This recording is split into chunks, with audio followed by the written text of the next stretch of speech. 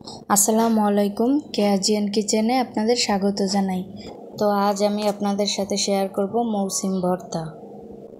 সিমগুলো কেটে ধুয়ে আমি সেদ্ধ হতে দিয়ে দিয়েছি। সেদ্ধ হওয়া পর্যন্ত আমি জাল করে নিব।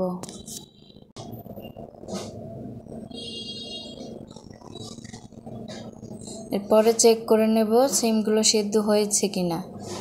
তো দেখুন সেদ্ধ হয়ে গিয়েছে, এখন আমি পানি ছেঁকে নেব। এরপর চুলায় কড়াই বসিয়ে দিয়ে এর মধ্যে দিয়ে দেব সয়াবিন তেল। এরপরে আমি শুকনো মরিচ ভেজে নিব।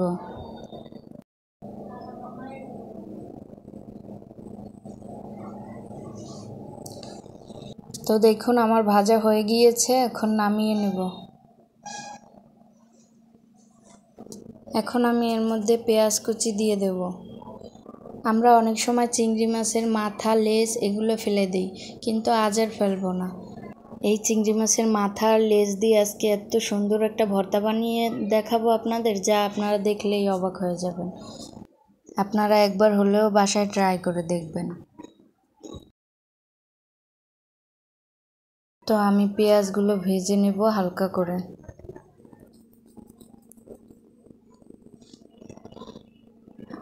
এখন আমরা চিংড়ির মাথাগুলো এর মধ্যে দিয়ে দেব। এরপর ভালোভাবে ভেজে নিব।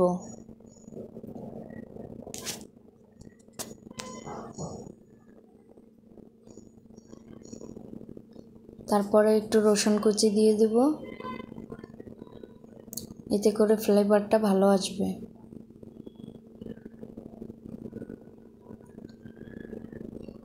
তো দেখুন আমার ভাজা হয়ে গিয়েছে, এখন ওই সেদ্ধ করা মৌসিমগুলো দিয়ে দেব, দিয়ে আরও একটু ভেজে নেব।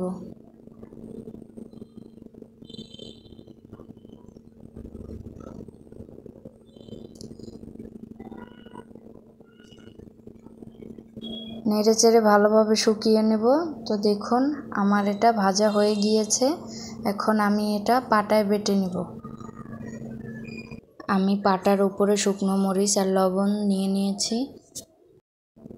এখন এগুলো গুঁড়ো করে নেব।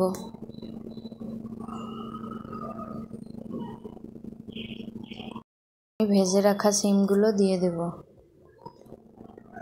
দিয়ে আবার ভালোভাবে এগুলো বেটে নিতে হবে।